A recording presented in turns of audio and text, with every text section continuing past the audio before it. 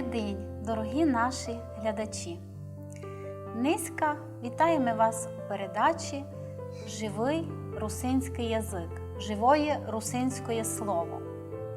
Тема нашої передачі – русинська співанка. І низько до нас прийшла наша чистована гостя Надія Мерцин. Це заслужена артистка України і солістка Закарпатського народного хору. Вітаємо вас! Вітаю! Ще вас дуже хочу узвідати, що з собою ще сте принесли, всі папці унікальні. Ну, унікальні папці я, по-перше, ти мене заслужено представила, а в тому же 2006 році, на початку року я дістала звання заслужена, а в тому же році я дістала вищое звання. Прошу. А що це таке? Народна русинська співачка, видиш? Боже мій. От. Мерцин Надії Васильівні. То Сойм постановив, і мені вручили, то у 2006 році був концерт у філармонії, до речі, 29 октября, видиш?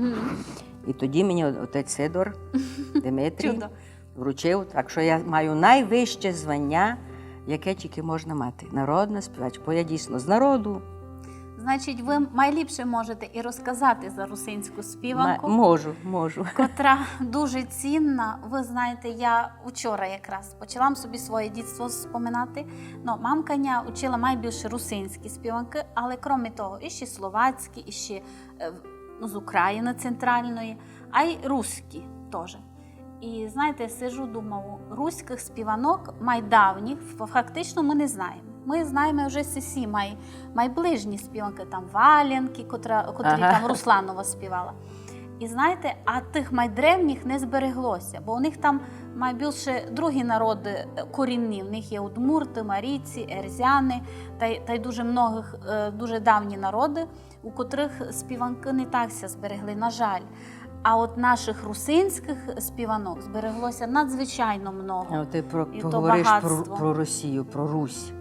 А ми фактично маленька мініатюрка Подкарпатська Русь. У нас теж цілий котел, у нас теж і словаки, і мадяри, і чехи, і поляки, і кого лише не є у нас у Закарпатті. То теж в мініатюрі Русь маленька, Подкарпатська Русь. Але інтересно, що тусяги в серцевині зберегло. Такої гиби всі гори захистили, тот резервуар зробили для тих співанок, котрі дуже давні, бо чита, що ті слова, ото натільки мудроє, і натільки їх много. Я тобі взагалі розкажу. Наша русинська пісня більше як 1000 років має, то 100%. Бо дивися, лише Кирил і Мефодій вже 1150 з чимось років минуло, як прийшли та принесли нам азбуку. А доти все усно передавалося. От люди співали, коли їм було тяжко, коли їм було під гнітом. Через нас пройшли і татаро-монголи, і турки, і коли через наш край не перейшов. І ті старовинні балади лише, такий пластище огромний, що не можу не згадати найкращу виконавицю сучасності балад нашу Віру Баганич. Царство їй небесне, на жаль, уже. І вона молодець, вона зібрала. Вона, коли прийшла в Закарпатський хор, до речі, теж солістка Закарпатського хору, Буша, і вона з собою принесла ці балади, і тут всі ахнули. В першу чергу сам Михайло Михайлович Кричко, Мартон тоді був худруком філармонії, і він тоді взяв тут як дорогоцінність, і вони тут обробили, розумієш. То, що вона сама акапелу співала, то ще взагалі не перевершено, але Мартон зробив прекрасні оркестровки до її балад. Я тепер слухала «Та піду я піду». «Та піду я піду», «Ей, попід ліс темненький». І там та оркестровка. Там Мартона обробка така от бачиш, прикраса. попадає такий самородок, такий діамант із народу, і майстри неперевершено роблять обробку, як із оркестром, так і капельний спів. Так що говорять, треба своїх учителів пам'ятати. Я з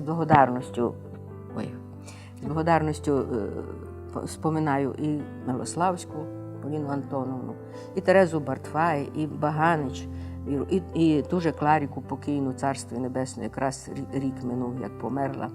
1 сентября. Так, їх дует із Оленою Поляк. Ні, був спочатку у них найліпший- був дует із Вірою Баганич. Ай, ну, З Вірою Я це Баганич. не знала. І потім з Терезою Степанівною був дует дуже гарний. Вони двоє співають «Не рубай ліщину», запис старий є Тереза Степанівна. А знаменитий, звісно, наш сучасний, вже минуло, правда, стільки років, Лабик і Поляк. Я такое чула, що цей дует рахували найліпшим на Україні. Да. Даже у хорі з їх Вільовки не було подачі, такого з їх дуета подачі гарного. розлетілися наші співанки по цілому тодішньому Союзу і за границю. І в Канаді співали, і в Америці співали. Вони ж їздили в Канаду двоє, іменно як дует. Як дует їх. Так що царство її небесної Кларіці, бо дуже шкода, дуже скоро від нас пішла. Відмітила 75-річчя своє і пішла від нас. Але пісні її неумирущі. Я вважаю, що найкращі записи, які збереглися, і такі, звісно, старовинні добрі, але то переписувалося з пластинок, а вони записали навіть диск свій дуже гарний. А яка у Клари Ласлівни була найкраща, найлюбиміша її співанка, як думаєте? Я навіть не можу. Вона все любила співати. Вона теж виросла з народу, у радванців нашої. Співала з дитинства, в хор прийшла молодесенька, в хорі прожила все своє життя, як і я, фактично. А тот диск, я мав її диск вдома, там десь більше 15 співанок. Там і «Ой на плаю», І «Ой, доки я була в няньковому дворі», то взагалі прекрасна пісня. Петро Михайлович Рак таку гарну обробку зробив.